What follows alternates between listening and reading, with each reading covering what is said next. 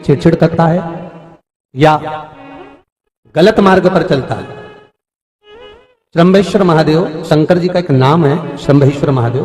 तो जब कोई व्यक्ति चिड़चिड़ करता है, क्रोध करता है, गुस्सा करता है, तो महाराज शंकर भगवान का श्रंभेश्वर महादेव का नाम लेकर 31 बेलपत्र, जिस व्यक्ति को क्रोध आता है उस व्यक्ति का स्मरण कर कर आखा चावल मतलब सेगे चावल के साथ एक एक बेलपत्र 31 बेलपत्र कर कर शिव जी के शिवलिंग पर समर्पित करी जाती है, मात्र 10वीं की तिथि के लिए, केवल 10वीं, चाहे उजाला की हो चाहे अंधेरे की। कौन से महादेव का नाम लेना है? श्रंभेश्वर महादेव, शिव जी का एक और चीज है महाराज, छोटे छोटे बच्चे रहते हैं, कुछ कुछ बच्चों को माता जबरदस्ती के भोजन कराती है, खिलाती है, ठोकती मारती खिलाती है। कुछ कुछ बच्चे ऐसे रहते हैं वो कुछ खा ही नहीं पाते, मुख में दो और वॉमिटिंग कर देते हैं, उल्टी कर देते हैं। ऐसे बच्चों के लिए या जिस व्यक्ति को भोजन पचता नहीं हो और उदर में एसिडिटी रहती हो और जलन टाइप की होती हो, उसके लिए भी श्रंभेश्वर महादेव का स्मरण है। सुंदर व्याख्यान वर्णन किया है। श्रंभेश्वर महादेव के ठीक सामने अर्थात भगवान शंकर के किसी भी शिवलिंग के सामने एक तांबे के लोटे में जल रख लीजिए, तो जल के अंदर 3 बेलपत्र डाल दीजिए, एक पीपल का पत्ता डाल दीजिए महाराज, शमी के 11 पत्ते कलश को छुआकर शंकर भगवान के शिवलिंग पर श्रंभेश्वर महादेव के नाम से चढ़ा दीजिए। उस जल को उठाकर ले आइए, एक रात्रि तक घर के अंदर रखना है। उस जल को श्रंभेश्वर महादेव का नाम लेकर जिस व्यक्ति को एसिडिटी होती हो या उधर खराब रहता हो या भोजन नहीं पचता हो या पेट से जुड़ी हुई प्रॉब्लम हो या बच्चों को भोजन कराते हैं और वो वोमिटिंग कर देते हो, ऐसे बच्चे को या भोजन नहीं भा रहा हो ऐसे व्यक्ति को उस जल को सवेरे दोपहर शाम 3 बार श्रंभेश्वर महादेव का नाम लेकर आचमन कराना प्रारंभ कर दो, पिलाना चालू कर दीजिए। 3 या 4 दिन पिलाओगे, अपने आप उदर में भी आनंद रहेगा, बच्चा भोजन करना भी प्रारंभ कर देगा। श्रंभेश्वर महादेव, विश्वास की पूर्णता में शिव तत्व की पूर्णता।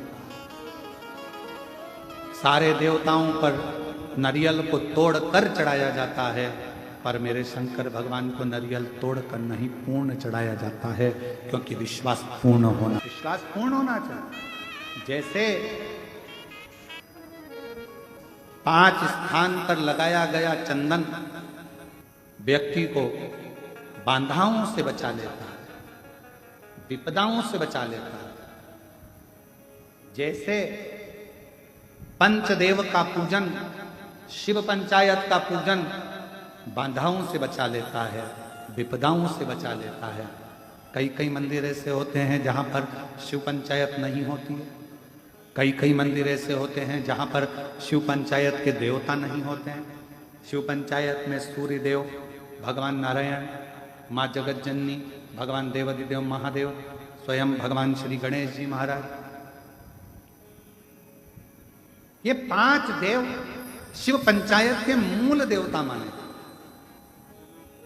पर कई मंदिर ऐसे हैं जहां पर शिव पंचायत में सूर्य देवता का मंदिर में मूर्ति नहीं है या भगवान विष्णु की मूर्ति नहीं है, शंकर जी की मूर्ति की, तो यहां शिव पंचायतन का पूजन का स्मरण करते हुए वर्णन किया गया लिंग पुराण के अंदर कि शिवलिंग में 5 जगह ऐसी होती है जहां पर अगर चंदन का लेपन कर दिया जाता है तो विपदा, बांधा, तकलीफें, कष्ट दूर होता चले।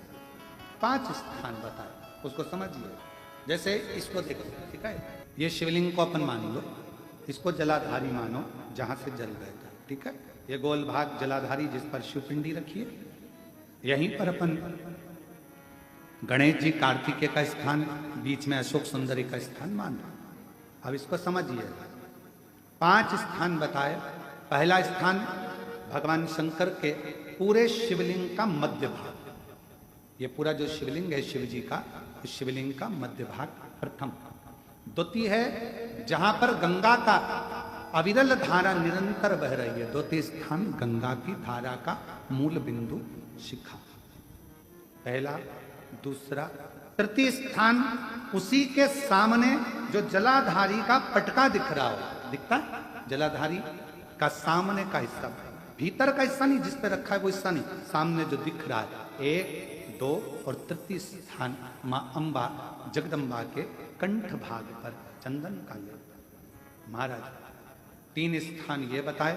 चौथा स्थान जहां से जल नीचे गिर रहा है, जल गिरने का जो स्थान छोटा सा एक भाग रहता है, जितनी जगह रहती है उसके मध्य भाग, चतुर्थ स्थान। और 5वें नंबर का जो भाग बताया गया वो अशोक सुंदरी का स्थान। ये 5 स्थान ऐसे हैं जहां चंदन का थोड़ी सी बिंदी भी अगर हम लगा देते हैं तो कैसी भी विषम परिस्थिति हो वो टल जाती है और बाबा की कृपा होना प्रारंभ। पंचदेव, शिव पंचायत के 5 देवताओं का स्मरण कर कर, सूर्य देव, नारायण, मां अम्बा, जगदम्बा, दुर्गा, भवानी, भगवान देव महादेव, भगवान श्री गणेश जी महाराज का स्मरण कर कर पंचदेव के नाम से पंच नहीं अपने मंदिर में शिव पंचायत नहीं विराज रही है या शिव पंचायत है नहीं, अपने मंदिरों में शिव पंचायत की मूर्ति नहीं है तो हम 5 स्थान पर लेपन कर सकते। और हम तो यहां तक कहेंगे अगर कोई स्त्री हो, पुरुष हो, बच्चा हो, बूढ़ा हो, जवान हो, किसी को भी शरीर का चर्म रोग अगर हो गया है, चर्म रोग से अगर वो ग्रसित हो गया है तो दुर्वा, जानते हो दुर्वा, सोमवार की अष्टमी के दिन यही 5 स्थान पर दुर्वा को समर्पित करो और वही दुर्वा वापिस लेकर और 5 दिन तक लगातार एक एक दुर्वा, जो स्थान बताए हैं, प्रथम स्थान की दुर्वा पहले, द्वितीय स्थान, तृतीय स्थान की तीसरे दिन, चौथे स्थान की चौथे दिन, 5वें स्थान की 5वें दिन उस दुर्वा का सेवन करे धीरे धीरे। ये अगर वो सोमवार की अष्टमी के दिन 5 दिवस तक लगातार उस दुर्वा का सेवन करे, डॉक्टर का इलाज अपनी जगह चलने दो, डॉक्टर को दिखाते रहो क्योंकि वो भी शिव का रूप है, पर साथ में अगर वो दुर्वा का प्रयोग करना प्रारंभ करे तो अगर चमड़ी सफेद भी पड़ जाती है या चर्म रोग कैसा भी हो जाता है, धीरे धीरे ठीक होना प्रारंभ हो जाता है। शिव पंचायत में रोग की मुक्ति के लिए, चर्म रोग की मुक्ति के लिए स्वयं भास्कर भगवान देवाधिदेव महादेव के स्वरूप आनंदमय सुखमय सूर्य देवता की भी उपासना करी। बेलपत्र के पत्र को तोड़ने से पहले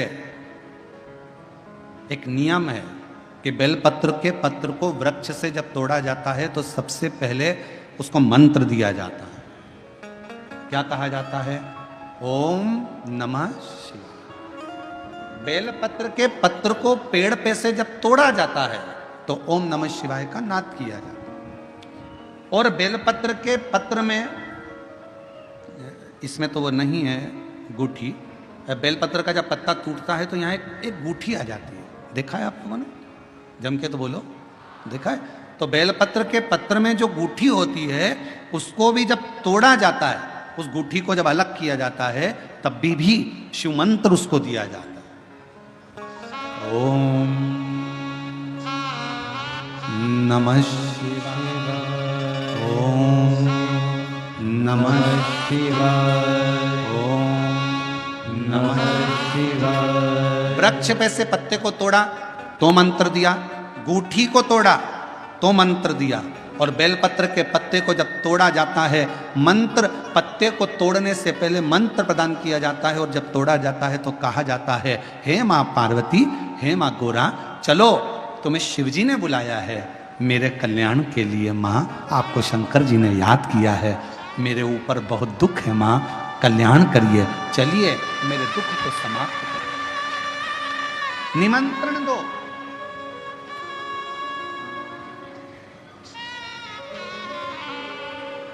पहले नंबर पर क्या देना है? बेलपत्र के पत्र को तोड़ने से पहले जम के बोलो मंत्र।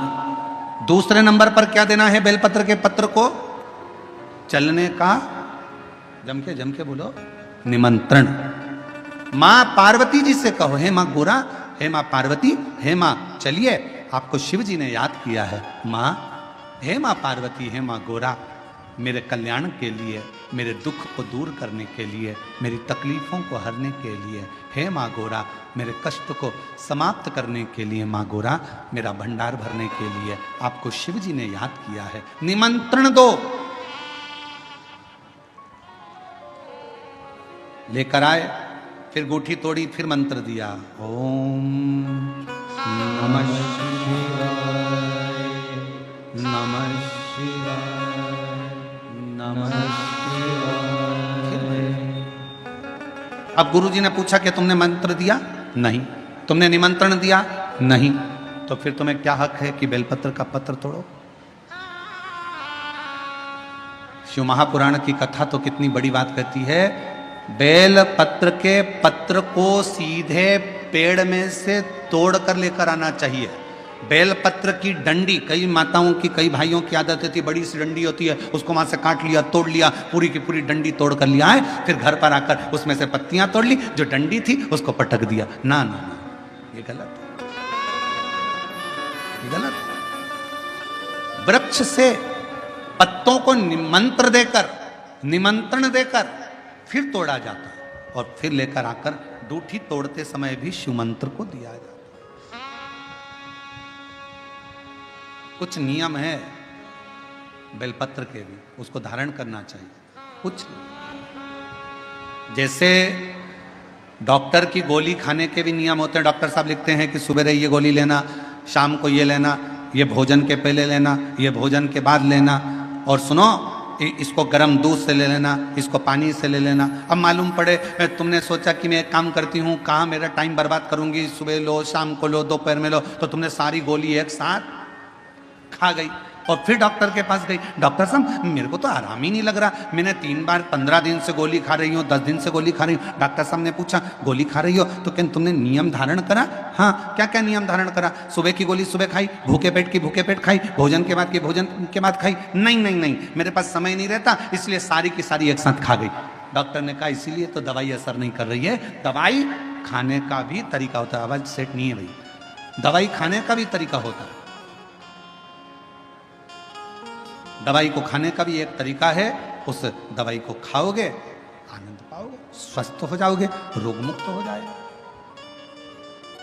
तो दवाई के खाने का भी तरीका है। उसी तरह गुरु कह रहे हैं, संत ने कहा कि तुमने गलती करी, तुमने करी। पहले मंत्र दो, फिर से बोलो, पहले मंत्र, फिर निमंत्रण, फिर डूठी तोड़ते समय फिर मंत्र, फिर ओम नमः शिवाय, ओम नमः शिवाय, ओम नमः शिवाय। फिर मंत्र के बाद निमंत्रण दो। माँ पा, हे माँ गौरा, साथ में बोलो, हे माँ गौरा, हे माँ पार्वती, चलिए आपको देवाधिदेव महादेव बुला रहे हैं मेरे दुख को काटने के लिए, कष्ट को मिटाने के लिए, तकलीफों को मिटाने के लिए। माँ आपको शिव ने याद किया है। पत्र लेकर फिर शिव के पास चले। बहुत रोगी है, एक हाथ में दूध लो, एक हाथ में जल लो, 5 बेलपत्र दोनों में डाल लो और उस व्यक्ति का नाम लेकर, भले उसको ऑक्सीजन लग रही है, उसका नाम लेकर, गोत्र बोलकर, तुम रुका जी का नाम लेकर श्री शिवाय नमस्तुभ्यम बोलकर शंकर पर चढ़ा दीजिए। सुबह दोपहर शाम प्रदोष काल में 3 बार दिन भर में चढ़ाओ। 3 दिन के अंदर उसको अंतर आना चालू हो जाएगा।